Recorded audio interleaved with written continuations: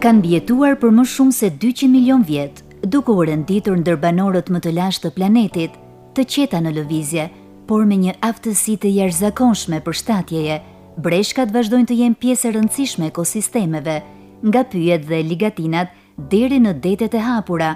Në Shqipëri, e veçanërisht në zonën e Shkodrës, gjenden disa lloje breshkash të tokës, të ujrave të ëmbla dhe detare, të cilat përbëjnë një pasuri të çmuar natyrore. Për të njohur më nga afër këtë botë të veçantë dhe për të kuptuar rëndësinë e ruajtjes së saj, na njeh kërkuesja shkencore pranë Qendrës së Studimit të Ujrave në rajonin e Shkodrës, Fakulteti i Shkencave të Natyrës, Dr. Vilma Piroli. Në mbar globin gjenden 365 lloje të breshkave. Breshkat janë të grupuara në breshka të tokës, breshka të ujrave të ëmbla dhe breshka të detit. Në vendin tonë, në Shqipëri, ne kemi përfaqësues nga të tre këto grupe të breshkave. Për sa i përket breshkave të tokës, në Shqipëri gjenden 3 lloje. Testudo hermani, ose breshka e tokës, Testudo marginata dhe Testudo greca. Prej të tre këtyre llojeve, në rajonin e Shkodrës gjendet vetëm Testudo hermani. Për sa i përket grupit të dytë, breshkave të ujrave të ëmbla, në Shqipëri gjenden 2 lloje.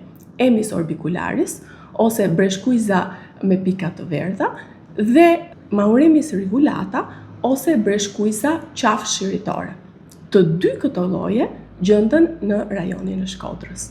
Për sa i përket grupit të tretë të breshkave të detit, në vendin tonë raportohet prezenca e 4 llojeve të breshkave detare. Caretta caretta, ose breshka kokmadhe, Chelonia midas, ose breshka fluturuese, në fakt se kështu e quajnë peshkatarët në gjirin e drinit, kështu që unë në studimet e mia kam preferuar që ta quaj breshka fluturuese, por gjithashtu gjendet Dermochelis coriacea, që është breshka kuriz lëkurore, dhe Eretmochelis imbricata, për të cilën ka vetëm një raportim, por që gjithsesi raportohet si lloji i 4 i pranishëm në detet tona. Për sa i përket pjesës së Bregdetit që mbulohet nga që është pjesë e rajonit të Shkodrës, mund të themi që kemi prani të breshkës kokmadhe. Për sa i përket breshkave të tjera, qofshin ato breshka fluturuese apo breshka kuriz lëkurore, ne kemi raportime në gjirin e drinit. Nga breshkat e tokës që lëvizin mes shkureve dhe pyjeve mesdhetare, të ato të ujrave të ëmbla që popullojnë liqenet dhe lumenjt, e deri te gigantet e detit që përshkojnë mijëra kilometra. Secila specie mbart karakteristika të veçanta. Disa breshka të tokës mund të jetojnë 80 deri në 100 vjet, ndërsa breshkat e ujrave të ëmbla arrin një jetëgjatësi prej disa dekadash. Por për te jetëgjatësisë së tyre, rëndësia e vërtet qëndron në rolin që ato luajnë në natyrë. Ato janë pjesë e zinxhirëve ushqimor dhe rrjetave ushqimore. Do preferoja ta shpjegoja shumë thjesht. Zinxhirët ushqimor janë si katet e një ndërtese. Në qoftë se neve shëmbim njërin nga katet, atëherë katet më sipër do të shëmben po ashtu.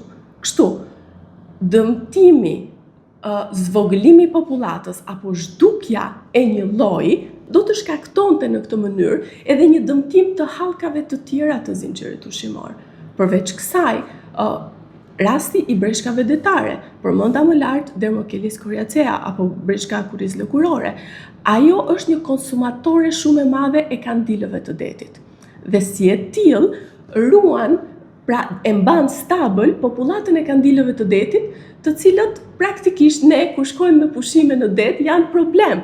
Pra këto breshka sigurojnë që neve të bëjmë plazh dhe pushime pa u cënuar dhe pa u djegur nga kontakti me këto gjallësa.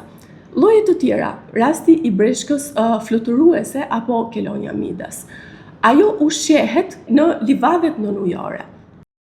Pra duke kullotur në këto livadhe, ajo i mban këto livadhe të shëndetshme dhe këto livadhe praktikisht janë habitat dhe janë shtëpia e qindra llojeve të tjera të gjallësave, të cilat e përdorin këtë habitat si vend strehimi, vend ushqimi apo vend riprodhimi.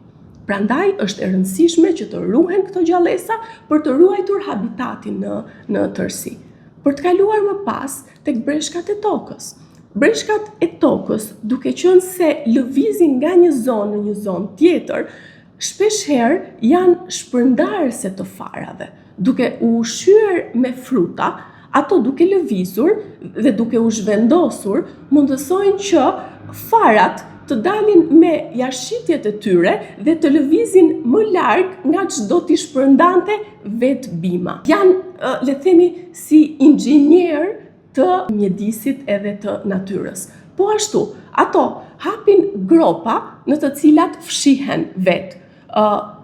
Mirë po, vitin e ardhshëm ato do hapin gropa të tjera dhe gropat mbeten aty si vend strehime për gjallësa të tjera dhe përdoren nga gjallësa të tjera, të cilat ndoshta nuk e kanë atë aftësinë për të gërmuar dhe për të ndërtuar këto gropa dhe i gjejnë të gatshme. Pra praktikisht janë inxhinierë të natyrës, janë ndërtuese të natyrës. Megjithse kanë mbijetuar për miliona vjet, sot shumë specie po përballen me kërcënime të shumta. Breshka e Hermanit, e përhapur edhe në Shqipëri, mund të jetojë deri në 80 vjet, ndërsa disa lloje të detit edhe më gjatë. Por humbja e habitateve, ndotja dhe ndërhyrja e njerëzit po rrezikojnë mbijetesën e tyre. Shkatrimi i habitatit është njëri nga faktorët kryesorë që po ndikon. Po vjen si rezultat i urbanizimit, pra po ndërtohet, që gjithashtu habitati i tyre natyror shkatërrohet për të mbjellë monokultura apo kultura të ndryshme bujqësore. Një tjetër kërcënim për breshkat e tokës janë zjarret. Qofshin ato zjarre spontane, që vijnë nga temperaturat e larta, qofshin edhe ato zjarre të qëllimshme. Sepse në vendin tonë kemi një praktik që ndezim zjarre për të hapur kullota. Në këtë formë neve jemi duke dëmtuar habitatin dhe vetë gjallësat të cilat ndodhen në atë habitat. Një problematik dhe një kërcënim në rastin e breshkave të ujrave të ëmbla, i cili ka ndodhur në këto 50 vitet e fundit në vendin tonë, është pjesa e drenimit dhe e shkatërimit të tokave të lagështa, moçalore, sepse janë breshka të ujrave të ëmbla, habitati i tyre, pra ato që të mund të jetojnë, duhet të kenë trupa ujor, me ujë i cili do duhet të jetë i pastër dhe ndotja e këtyre trupave ujor është një tjetër kërcënim. Por gjithashtu, pra drenimi, shkatërimi, largimi i ujit nga këto habitate, po ashtu shkatëron habitatin e tyre dhe kufizon shpërndarjen e tyre. Për të kaluar te grupi i tretë që janë breshkat detare, kërcënimi më i madh dhe kryesor në vendin tonë është peshkimi, mjetet e peshkimit. Sigurisht është i paqëllimshëm, sepse breshkat detare në vendin tonë nuk janë lloje target. Ato gjenden aty rastësisht gjatë aksionit, gjatë veprimit të peshkimit nga ana e peshkatarëve. Në këtë 10 vjeçarin e fundit, ne kemi zbuluar edhe folezimin e breshkës kokmadhe, kareta në vendin tonë, për herë të parë, dhe që në fakt ishte një goxha zbulim, sepse e zhvendosi kufirin e folezimit nga pjesa e brigjeve veri perëndimore të Greqisë për gjatë Bregdetit tonë. Folezimi vjen edhe me kërcënime për llojin sigurisht. Dhe kërcënimi kryesor është dëmtimi i foleve. Ndonjëherë edhe i paqëllimshëm. Në disa zona në Bregdetin tonë rezulton që bëhen gara me makina. Kalimi i rrotave të makinës mbi folen do të shkaktoj shkatërim të saj. Në disa zona të tjera kemi patur fatkeqësisht rastin që njerëzit janë bërë shumë kurioz nga zgarat që ne vendosim për ta mbrojtur folen dhe kanë gërmuar folen. Nga zonat pyjore dhe ligatinat të Shkodrës deri në ujrat e Adriatikut dhe Jonit, mbrojtja e breshkave kërkon kujdes të vazhdueshëm dhe ndërgjegjësim të qytetarëve. Ruajtja e habitateve dhe respektimi i ligjit mbeten ndër faktorët më të rëndësishëm për mbijetesën e këtyre specieve. Ne si shtet shqiptar jemi pjesë e disa konventave ndërkombëtare. Ne kemi edhe detyrimin për t'i mbrojtur këto lloje gjallësash. Statusi i tyre është i rrezikuar me zhdukje. Madje kemi raste që në listën tonë të kuqe të gjallësave shtazore ne kemi edhe të renditura si të rrezikuara në mënyrë kritike disa lloje. Si rezultat i Bashkimit Evropian, fondeve të ardhura nga Bashkimi Evropian, por gjithashtu edhe fondeve të donatorëve të tjerë, në Shqipëri janë realizuar dhe janë zbatuar një sër projektesh në lidhje me gjallësat e rrezikuara me zhdukje, duke përfshirë këtu edhe breshkat për të cilat po flasim. Këto projekte kanë ndikuar jo vetëm në pjesën e ofrimit të fondeve të nevojshme për kërkimin shkencor, por gjithashtu edhe në rritjen e kapaciteteve të kërkuesve shkencor, por gjithashtu edhe të administratave të zonave të mbrojtura, të cilët janë edhe, le të themi, të parët në linjën për mbrojtjen e natyrës.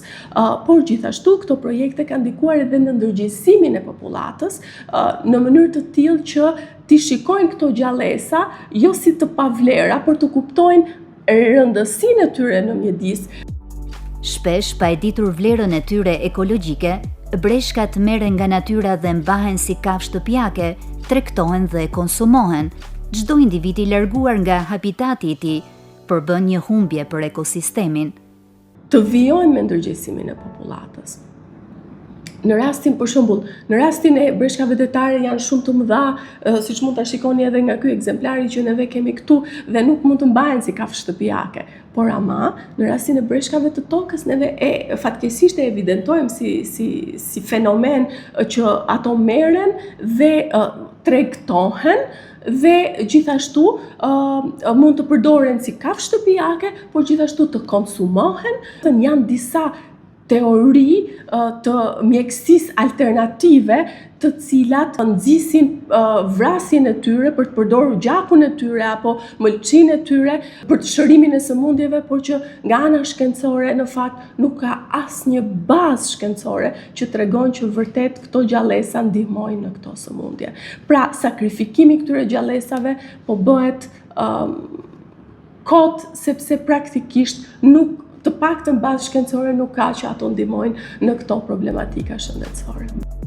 Një trashëgimi natyrore që ka mbijetuar për miliona vjet, por që sot varet më shumë se kurrë nga mënyra se si njeriu zgjedh ta mbrojë. Do i ftoja të gjithë të jemi më të dashur me natyrën, do i ftoja të gjithë të kontribuojmë sadopak, ta fillojmë ndryshimin nga vetja, sepse duke kontribuar secili nga ne pak në mbrojtjen e gjallësave dhe të natyrës, do të bëhemi shumë dhe do mund ta mbrojmë atë.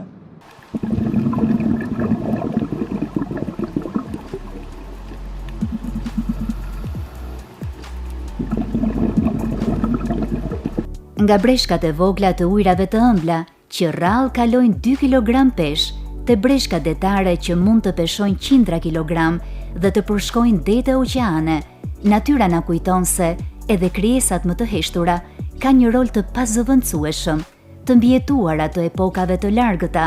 Ato vazhdojnë të jenë dëshmi e pasurisë biologjike që Shqipëria e nderuan. Ndaj, mbrojtja e tyre nuk është vetëm përgjegjësi e specialistëve, por e secilit prej nesh.